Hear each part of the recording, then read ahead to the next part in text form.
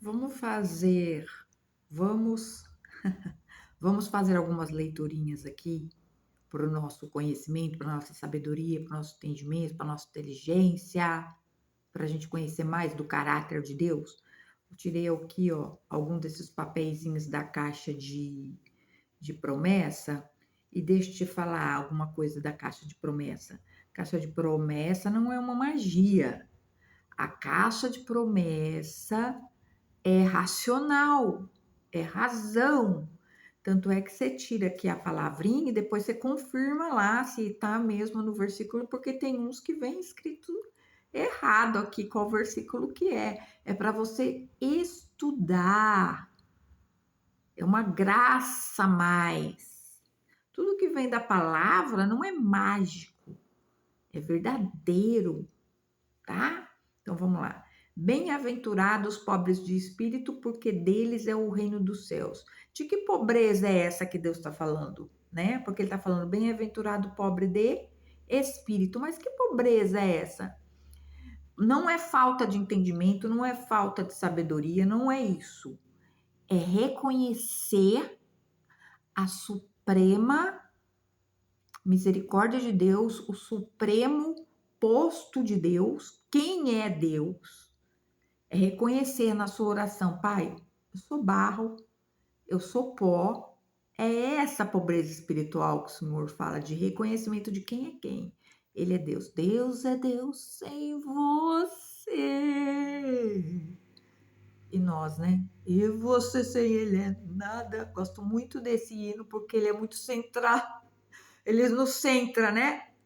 Ele fala do salto, aquele que se acha, não é nada, né? Então é isso, a bem-aventurança do pobre de espírito é reconhecimento hierárquico, quase não foi, hierárquico, saber quem é Deus e quem somos nós. E a palavra diz que nós só temos algo se provém de Deus, então cabe a nós reconhecer. Então, pobreza espiritual não é falta de conhecimento, é reconhecer quem somos e quem Deus é. Vamos lá, aqui em outro. O filho sábio alegra o pai, mas o filho louco é a tristeza da mãe. Nossa. O filho sábio alegra o pai, mas o filho louco é a tristeza da mãe. Aquele filho que age imprudentemente, né? Que não quer os conselhos do pai e da mãe, que não quer seguir os conselhos, que acha arcaico, principalmente na adolescência, né? Onde ele está conhecendo o mundo e aí está conhecendo as coisas, e aí ele se acha que os pais são arcaicos, são antigos. Então, filhos, vamos aí dar um ouvido, né? Porque os pais já viveram. Os pais já viveram, então eles têm experiência para te passar.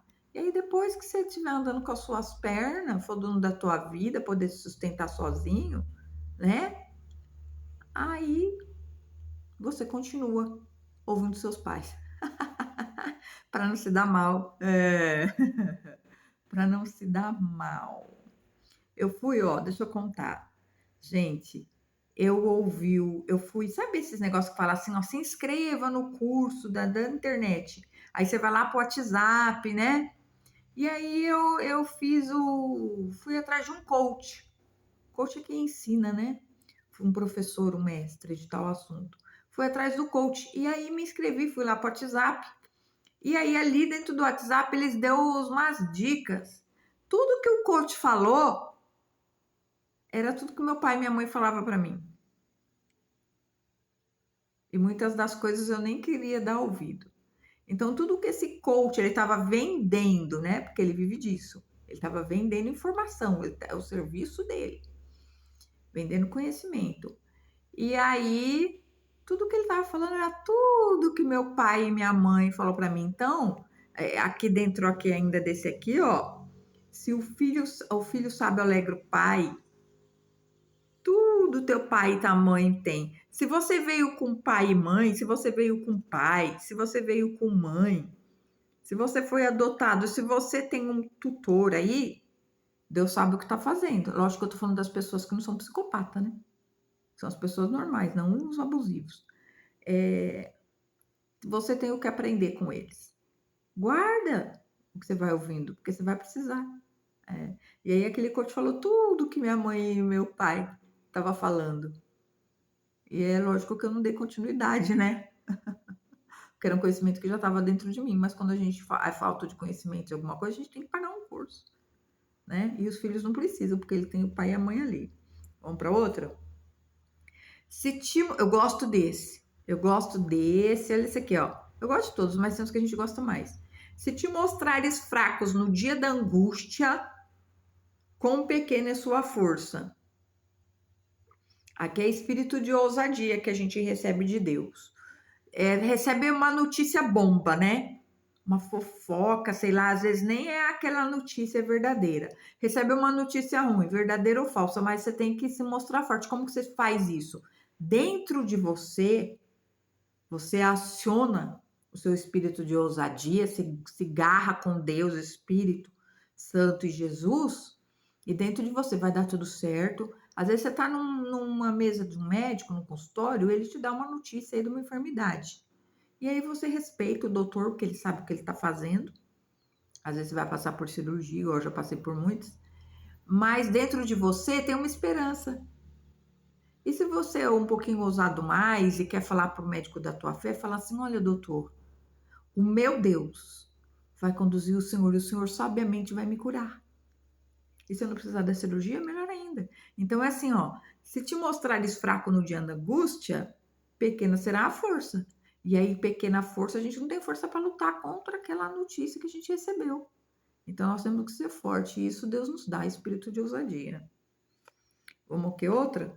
Para mim tenho por certo que as aflições deste tempo presente não são para comparar com a glória que em nós há de ser revelada. As aflições. Esses dias eu trouxe a palavra da aflição, né? O justo passará por muita aflição. Você está vendo que o justo é aquele que já está com Deus e passa por aflição também. Mas nós temos o quê? Deus. E aquela aflição, aquela opressão que está vindo é para nos ensinar algo. Então a gente tem que passar sem murmurar, aceitar que dói menos. O aceita que dói menos, é isso aí. Quanto mais rápido a gente reconhecer o território de batalha, mais rápido a gente vence. Com Deus, lógico que é tudo com Deus, gente. O nosso princípio, o nosso alicerce, a nossa base, a nossa âncora, o nosso tudo é Deus, Jesus e o Espírito Santo. Agora vamos para mais um. A qualquer um, tanto quem está com Jesus já, como quem não está, a qualquer um, humanidade. A qualquer um que muito for dado, muito se lhe pedirá, muito se lhe irá cobrado. E ao que muito lhe confiou, muito vai ser pedido, vai ser cobrado. A qualquer um que muito foi dado, muito será cobrado. O que é isso? Pai e mãe. A mãe tem obrigação de mãe, o pai tem obrigação de pai, o empregador tem obrigação de empregador. Então, aquilo que a gente tem a mais, aquilo que nos coloca num patamar de distribuição, seja intelectualmente, seja materialmente, seja espiritualmente, seja, né, em todas as áreas, nós temos a mais. Então, Deus vai requerer de nós o que a gente fez com os dons, com o talento que Ele nos deu. Então, vamos exercer direitinho aí as coisas que Deus nos entrega, vamos passar. E se é de passar, se é para nós vivermos com sabedoria. Agora vamos aqui, ó, o último. Nos lábios do entendimento acha-se sabedoria, mas a vara é para as costas do falto de entendimento. Então, aqui está falando da base da Escritura Sagrada, da base do caráter de Deus, estarmos com Deus, Jesus e o Espírito Santo, convidar o Espírito Santo para dar entendimento, cada um dentro do seu, para a gente não levar o açoite aí da vara nas costas, né? Então, queridos, há entendimento no lábio do sábio. Eu profetizo que todos que ouviram essa mensagem receberão entendimento, sabedoria, muito shalom de Deus. Amém?